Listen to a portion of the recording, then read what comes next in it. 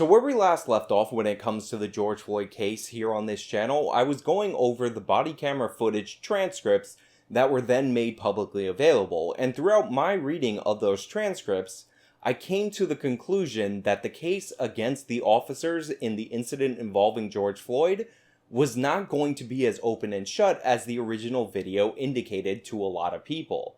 Now the body cam footage has actually been leaked, and wouldn't you know it, the rest of the conservative media are finally catching up to where I am. So it's nice to know that a lot of people in conservative media don't actually read things and they need visual aids in order to understand the facts of a case. Now, as I said before then in that video, YouTube's terms of service are becoming increasingly strict, and I will not be showing footage that depicts severe violence or anything that would be in violation of their terms of service that could get this video age restricted or demonetized. And to my surprise, I thought that talking about this topic, just doing that would get me demonetized, but me trying to comply with YouTube's terms of service was actually rewarded by the company. So in good spirit, in good faith, I will be continuing to do so throughout the course of this video.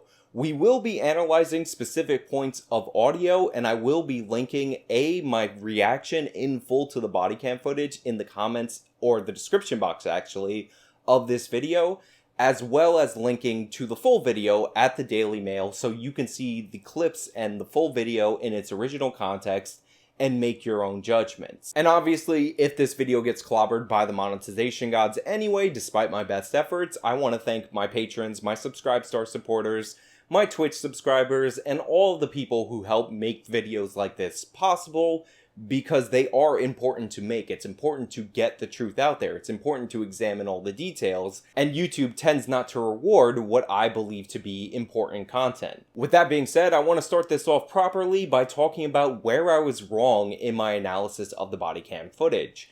And where I was wrong, even though I did acknowledge that I was probably reading tone into the statements in the transcript that probably wasn't there, was that I read the officer's tone as much more harsh than it actually was during the course of the transcript and what showed up to be in the body cam footage. There were certain things that I thought that Officer Chauvin was yelling at George Floyd that he just was not yelling at him. So I read the officers as a bit more harsh than they actually were, and I read Floyd as a bit more calm than he actually was. One of the things that you'll notice when you go over the body cam footage is that Floyd is out of control, at least in what he's saying, from the initial stop by the first officer. This impacted my analysis of what the officer's intentions were when they laid George Floyd down on the ground. I had assumed, based on the officer's statement, that he was concerned about excited delirium syndrome and how they should place Floyd as to best suit his medical needs, that their primary moment at that point in the encounter was to see to it that Floyd's medical needs were in fact met.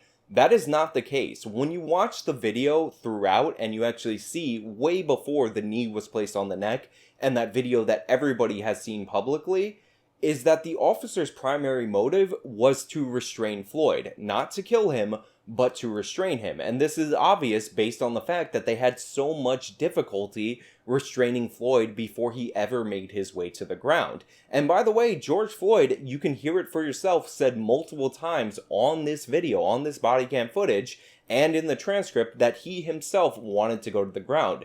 He did not want to get in the police car.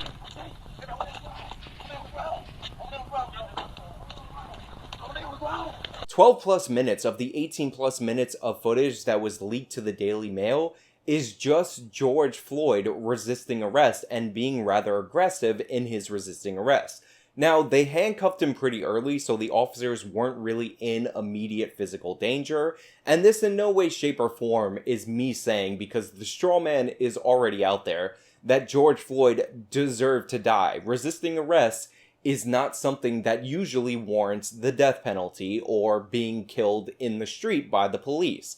Obviously, the type of resistance is much more indicative of the force response that should be applied by the officers, and Floyd being cuffed while he was resisting, undeniably so, again, 12 minutes of this 18 minutes is Floyd resisting, did not resist in such a way that posed a serious threat to the officers. That being said, his consistent resistance led to the officers intending to restrain him. And this is where we run into a lot of problems in terms of legal analysis.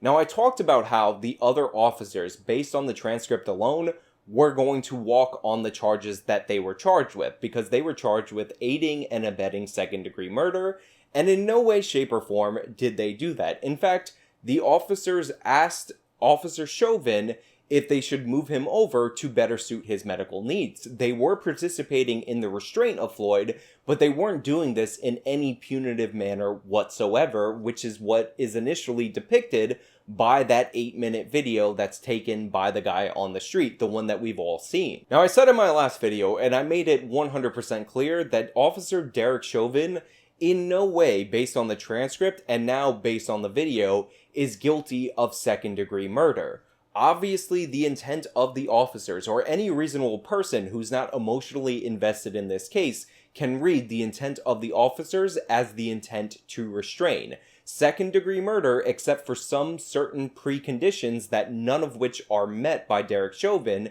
involves intentional killing of somebody.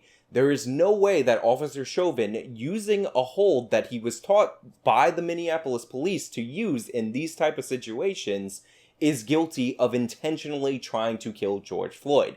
That's just not the case, and if you're pushing for a conviction on that charge, then you're either doing so out of ignorance or out of malice. You want a bad reaction. The media needs to start telling people who are outraged about this case that that is an overcharge, and if you're looking for a conviction on anything, then you should try charging the closest crime to what actually occurred, not something that makes you feel better. Now, as I said before, and now I've been proven right by the transcripts, by extra footage from the surveillance cameras, and now this leaked body cam footage, the pedestrian shot video was by far and away always going to be the worst version of events for the officers. And that's just based on how bad that video looked on first glance. Now, even then, when that footage was all that was out there, when that was all the media was reporting on, when that was all over everywhere, I did not think a second-degree murder charge is what fit this scenario, because you can't read the requisite intent even in that video, which shows the officer in the absolute worst light. Every other video, unless of course it was going to have the officers hurling racial epithets at George Floyd right before they put the knee on him, was going to basically lessen the blow on the officers based on their actions, because all that context could have done was alleviate it, because that initial video was so bad on its own that things could not possibly, within reason, get any worse. And that has proven to be 100% true. This video shows the long struggle that the officers had with them, and it absolutely clears any of the officers of aiding and abetting second-degree murder or of second-degree murder based on their obvious intent to restrain George Floyd. Now, I'm going to address the straw man because I know they're typing away in the comments of this video at this very moment. When I address the legal matters on this channel, I don't give you my opinion. I don't tell you what I want to be true. There's no secret agenda or alliance with the officers. I look at the charges, I look at the police procedures, and I look at the actions, and I see if the charges are in line with the actions or in line with the police procedures. Personally, I don't agree that officers should be using any type of neck holds. I think the NYPD is correct on these issues since they banned neck holds since 1993, because you never know who you're putting in that neck hold and what type of pre-existing conditions that neck hold could possibly set off. I do believe that they're dangerous. That being said, what the officer did in this case was police procedure. The Minneapolis police not only don't ban neck holds, they actually teach police officers to use neck holds as appropriate restraint. So whether or not Floyd's pre-existing conditions were aggravated by that neck hold is not really relevant when we're talking about a third-degree murder charge, because for a third-degree murder charge to fit, which I had previously said was the only possible charge that could fit that's murder in the George Floyd case, the officer would have to be doing something that he knows is dangerous and dangerous enough to kill somebody. It's a, you did something so dangerous and somebody died and you should know better kind of charge. And honestly, based on what I know about Minneapolis procedure, based on what I know about the officer's intent from the video, their intent to restrain, not their intent to kill, you can't establish that. So in my legal opinion, I already said that the other three officers would walk. Chauvin will not be convicted of third-degree murder, even if they bump the charge back down to third-degree murder. And based on that standard, I don't think he's going to be convicted of manslaughter, any version of it, or any other charge, honestly. Because they called the ambulance, they did take his claims that he can't breathe seriously enough to do that. They discussed what the proper way to lay him was based on his medical needs, and they were clearly intending to restrain this man, not to kill him. Furthermore, we have no scientific evidence whatsoever that the knee on the neck was the primary cause of death of George Floyd.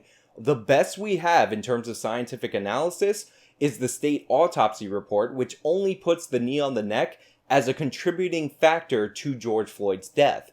Remember, the state's analysis says clearly that Floyd had a lethal dose of fentanyl and methamphetamine in his system at the time that he died. Fentanyl overdoses restrict the subject's ability to breathe. On top of that, Floyd had the virus that we're all concerned about, which we know by the science restricts people's ability to breathe. So a contributing factor with all this information in there, when the officers identified what they believed to be excited delirium syndrome, and Floyd died from something that is very similar to excited delirium syndrome, does not make the cause of death very sound based on the coroner's findings. And before you guys put forward the Michael Baden findings, I've covered this in my last video, but I will play Michael Baden's words himself on what he actually found at autopsy. The compressive pressure of the neck and back are not seen at autopsy because the pressure has been released by the time the body comes to the medical examiner's office. It can only be seen, serious compressive pressure on the neck and back can only be seen while the pressure is being applied, or when, as in this instance, it is captured on video. That's right, the guy who did the second autopsy, which was wrongly labeled the independent autopsy, when in reality it's the family's autopsy that they will be presenting at a civil case in the future after the whole trial thing is resolved. Even that guy says that he didn't see any evidence of asphyxiation at autopsy. He based his findings on the video, which means there's no evidence of asphyxiation at autopsy, and you or I can look at the video and guess what the cause of death is. So what he'll be testifying to, even in the civil case, is that he didn't see evidence of what he claims the cause of death is at autopsy, and you should just take his word for it. Are not seen at autopsy. As I told you from just reading the transcript, and has now been proven true by the video, Floyd was noted to be severely intoxicated by the officers almost immediately. They noted that he was foaming at the mouth when he was in front of the store, which is before he crossed the street, and they tried to put him in the police car for the first time. He said he couldn't breathe well before he was placed on the ground, and he asked, and again, this is proven by the video, to be put on the ground multiple times before he was actually put on the ground. This all goes to support the idea that Floyd was suffering from a drug-related problem that was triggering something like excited delirium.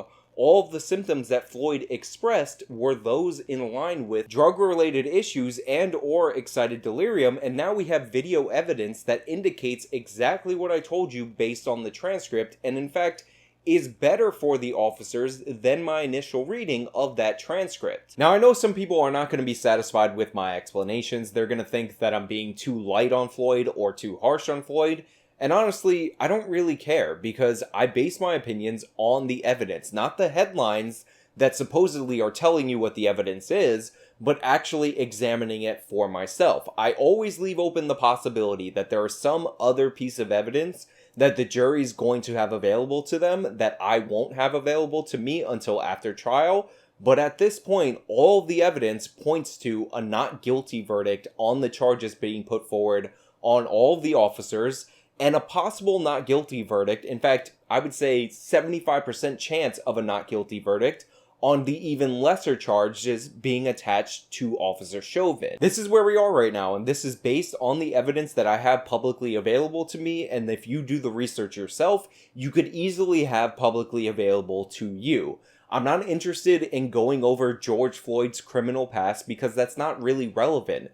people are using that as a character assassination technique, even though his criminal past was in no way related to the actions on this day. I'm also not interested in the emotional whining about the 8 minutes and 46 seconds. Yes, that video looks bad. It looks horrific. I'm right there with you on my emotional response to seeing that video. But if that video looking horrific is not in line with the forensic evidence, it doesn't mean anything when it comes to the trial. It might be enough to sway some jurors into a guilty verdict, but if the preponderance of evidence shows the exact opposite and shows that that might not even be the cause of death, that's just emotional grandstanding. Look, ultimately, I'm just glad this footage is out there. I'm glad that the Daily Mail actually did journalism and got the leak and was able to present this information to the public. If we're going to be making public policy decisions, not just in Minneapolis, but in cities and states across the country, we deserve to have the full story before we start implementing changes based on the worst version of events humanly possible. But more importantly, it needs to be stated and repeated time and time again until people get this through their heads, because if it's not stated, you're going to have a huge negative reaction by a lot of people that are going to feel blindsided. A not guilty verdict is incredibly possible based on the evidence that we have. And it's not because the cops are racist or the jury's going to be racist or anything like that whatsoever. It's because the evidence does not meet the standard of guilt beyond a reasonable doubt as far as anybody can tell. And anybody who tells you the opposite of that is either ignorant or lying directly to your face. Prepare yourself for what the legitimate outcome of this case might actually be now, so you don't have to be surprised or blindsided later. But hey, those are just my thoughts right now. Obviously, they are subject to change as more evidence might come to the forefront in the future. Let me know your thoughts and opinions based on this new evidence down in the comments below. If you like this video, as always, show me by leaving a like. You can subscribe for more content, follow me on all my social medias. You can support me via all the various support links in the description box. Till next time.